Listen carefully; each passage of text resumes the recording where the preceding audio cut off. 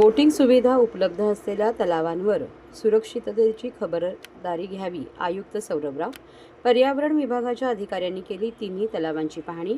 Gateway येथे घडलेल्या बोट दुर्घटनेच्या पार्श्वभूमीवर महापालिका कार्यक्षेत्रातील बोटिंग सुविधा उपलब्ध असलेल्या सर्व तलावांवर आवश्यक ती सुरक्षिततेची खबरदारी घेण्याची सूचना महापालिका आयुक्त सौरभराव यांनी दिल्या आहे.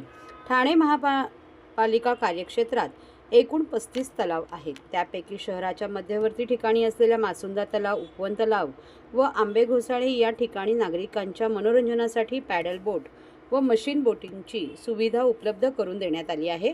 मासुंदा तलाव येथे 35 पॅडल बोट व 2 मशीन बोट, उपवन तलाव येथे 16 पॅडल बोट व 1 मशीन बोट, तर आंबे घोसाळे तलाव येथे 4 पॅडल बोट व 1 मशीन बोट उपलब्ध आहे. सदर कामी ठेकेदारांची नियुक्ती करण्यात आलेली आहे. बोटिंगसाठी येणाऱ्या नागरिकांच्या सुरक्षिततेच्या दृष्टिकोनातून आवश्यक असलेल्या सर्व उपाययोजना अंमलात आणाव्यात. तसेच बोटिंगसाठी जाताना प्रत्येक नागरिकांना सेफ्टी जॅकेट परिधान करण्याची सक्ती करावी. जे नागरिक याला विरोध करतील त्यांनी बोटिंग करण्यास देऊ नये असे आदेशही महापालिका प्रशासनाने दिले आहेत. तसेच बोटीमध्ये बिओस रिंग रोप, सेफ्टी जॅकेट ठेवणे याबाबतच्या सूचनाही संबंधित ठेकेदारांना देण्यात आल्या आहेत.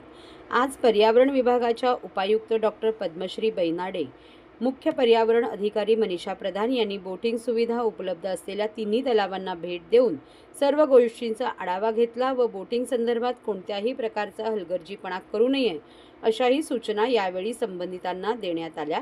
महानगरपालिकेतर्फे वेळोवेळी देण्यात येणाऱ्या सूचनांचे बोटिंगसाठी येणाऱ्या नागरिकांनी पालन करावे असेही आवाहन आयुक्त सौरभराव यांनी केले आहे. महाराष्ट्रातील भगिनींना आधार देणारी राज्य शासनाची मुख्यमंत्री माझी लाडकी बहीण योजना. या योजनेअंतर्गत अल्प उत्पन्न गटातील 21 ते 65 वयोगटाच्या भगिनींना मिळणार दरमहा 1500 रुपयाची मदत. अर्ज करण्यासाठी 31 ऑगस्ट 2024 पर्यंत मुदतवाढ. कुटुंबाचं वार्षिक उत्पन्न 2.5 लाख रुपयांपेक्षा कमी असलेल्या महिला पात्र.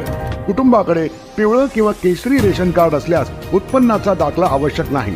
पांढरं रेशन कार्ड असेल किंवा रेशन कार्ड नसेल तर कुटुंबाचं वार्षिक उत्पन्न 2.5 लाखांपेक्षा कमी असल्याचा दाखला आवश्यक. योजनेसाठीचा ऑनलाईन अर्ज नारी शक्ती दूत ॲपवरून किंवा पोर्टलवर भरता येईल. ज्या भगिनींना ऑनलाईन अर्ज भरता येत नसेल त्यांच्यासाठी अंगणवाडी, ग्रामपंचायत, वॉर्ड ऑफिस, सेतू सुविधा केंद्रामध्ये किंवा आशाताई बचत गटाच्या CRP यांची मदत उपलब्ध. आता आपल्याला अभिमानानं म्हणता येईल, सुखी आणि सुरक्षित आहे माझी लाडकी बहीण.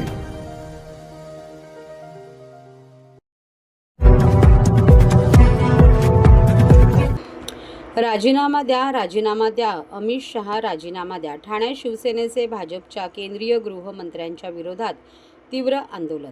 केंद्रीय गृहमंत्री अमित शहा यांनी संसदेत भारतरत्न डॉक्टर बाबासाहेब आंबेडकर यांच्याबद्दल आक्षेपार्ह विधान केल्यानंतर महाराष्ट्रासह संपूर्ण भारत देशात संतापाचे वातावरण निर्माण झाले आहे. शुक्रवारी शिवसेना उद्धव बाळासाहेब ठाकरे ठाणे जिल्हा शाखेच्या वतीने ठाणे स्टेशन परिसरात डॉक्टर बाबासाहेब आंबेडकर पुतळ्याजवळ केंद्रीय गृहमंत्री अमित शाह हाय हाय राजीनामा द्या, राजीनामा द्या, नहीं चलेगी नहीं चलेगी, दादागिरी नहीं चलेगी अशा घोषणा करून निषेध व्यक्त केला गेला.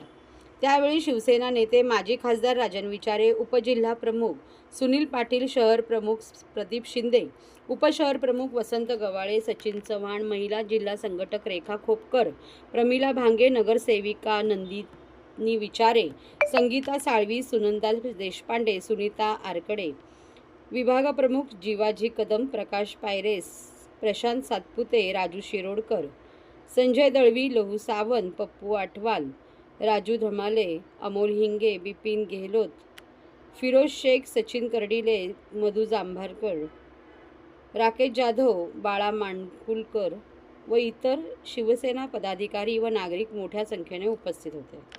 मला वाटतं ज्या महामानव भारतरत्न डॉक्टर बाबासाहेब आंबेडकरांनी या देशाला दिशा दिली आणि त्या महामानवाचा अपमान ज्या संसदेमध्ये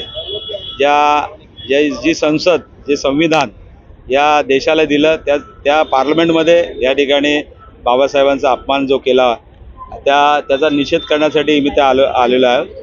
मला वाटतं या देशाचे गृहमंत्री यांनी राजीनामा द्यायला पाहिजे आणि या देशाची माफी मागितली पाहिजे की या ठिकाणी ज्या महामानवाच्या माध्यमाने या ठिकाणी जे संविधान, या संविधानाने या देशाला दिशा दिली, याचा अपमान केलेला आहे आणि म्हणून त्यांनी राजीनामा दिला पाहिजे आणि या महायुती सरकारचा या ठिकाणी आम्ही निषेध करतो.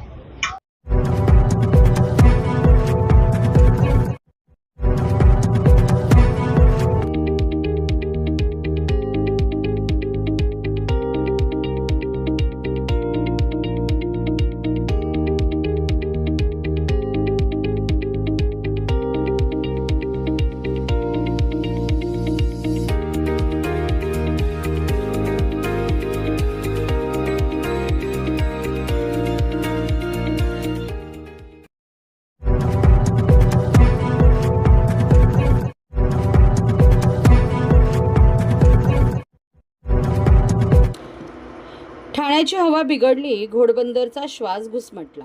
ठाणे शहरातील वाढती वाहने आणि त्यांचा धूर, इतर इमारतीची बेसुमार बांधकामे यामुळे ठाण्याची हवा प्रदूषित झाली असून ठाणेकरांचा श्वास गुदमरू लागला आहे. विशेष म्हणजे वाहनांची सततची वर्दळ, बांधकामे यांच्या जोडीला मेट्रोची भव्य बांधकामे यामुळे घोडबंदर परिसर सर्वाधिक घुसमटू लागला आहे. दिल्ली, मुंबई पाठोपाठ ठाण्याची हवा देखील बिघडू लागल्याने ठाणेकरांना मोठ्या प्रमाणात श्वसनाचे विकार जडू लागले आहेत. ठाणे महापालिकेच्या प्रदूषण नियंत्रण विभागाकडील नोंदीनुसार ठाणे शहरातील एअर क्वालिटी इंडेक्स डिसेंबर महिन्यात खालावला जात चालले आहे असल्याचे समोर आले आहे.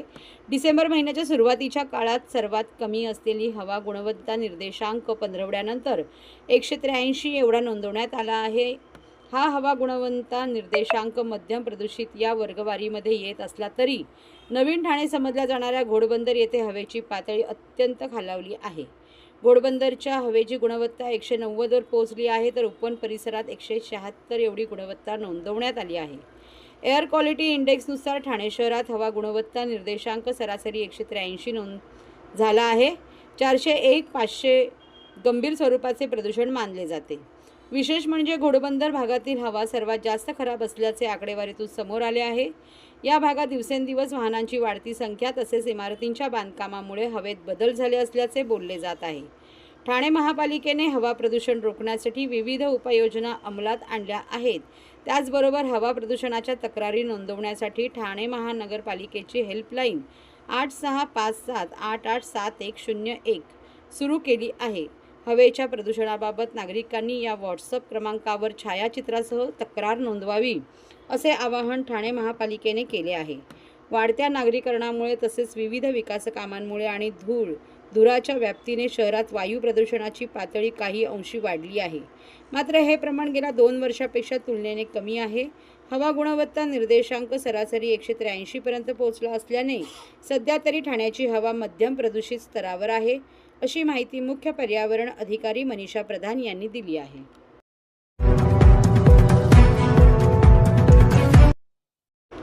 मध्य रेल्वेवर रविवारी मेगा ब्लॉक. मध्य रेल्वे मुंबई विभागात रविवारी 22 डिसेंबर 2024 रोजी आपल्या उपनगरीय विभागात विविध अभियांत्रिकी आणि देखभालीची कामे पूर्ण करण्यासाठी मेगा ब्लॉक परिचालित करणार आहे. ठाणे आणि कल्याण या स्थानकांच्या दरम्यान अप आणि डाऊन जलद मार्गावर सकाळी 10:40 ते दुपारी 3:40 वाजेपर्यंत होणार आहे. छत्रपती शिवाजी महाराज टर्मिनस मुंबई येथून सकाळी 9:34 ते दुपारी 3:03 पर्यंत सुटणाऱ्या डाऊन जलद, अर्धजलद उपनगरी सेवा ठाणे आणि कल्याण या स्थानकांच्या दरम्यान डाऊन धीम्या मार्गावर वळवल्या जातील आणि त्यांच्या संबंधित थांब्याव्यतिरिक्त कळवा, मुंब्रा, दिवा स्थानकावर थांबतील आणि नियोजित वेळेपेक्षा 10 मिनिटे उशिरा गंतव्यस्थानावर पोहोचतील. कल्याण येथून सकाळी 10:30 ते दुपारी 3:40 पर्यंत सुटणाऱ्या अप जलद, अर्धजलद उपनगरी सेवा कल्याण आणि ठाणे दरम्यानच्या अप धीम्या मार्गावर वळवण्यात येतील. त्यांच्या संबंधित छत्रपती शिवाजी महाराज टर्मिनस दादर येथे पोहोचणाऱ्या अप मेल एक्सप्रेस गाड्या कल्याण आणि ठाणे विक्रोळी या स्थानकांच्या दरम्यान 6व्या मार्गिकेवर वळवल्या जातील. ठाणे आणि वाशी नेरूळ स्थानकांच्या दरम्यान अप आणि डाऊन ट्रान्स हार्बर मार्गावर सकाळी 11:10 ते दुपारी 4:10 वाजेपर्यंत, पनवेल येथून सकाळी 10:25 ते दुपारी 4:09 पर्यंत ठाण्याकडे जाणारी अप ट्रान्सफर हार्बर मार्गावरील सेवा आणि ठाणे येथून सकाळी 10:35 ते दुपारी 4:07 पर्यंत वाशी नेरूळ पनवेलकडे जाणाऱ्या डाऊन ट्रान्स हार्बर मार्गावरील सेवा रद्द राहणार आहे.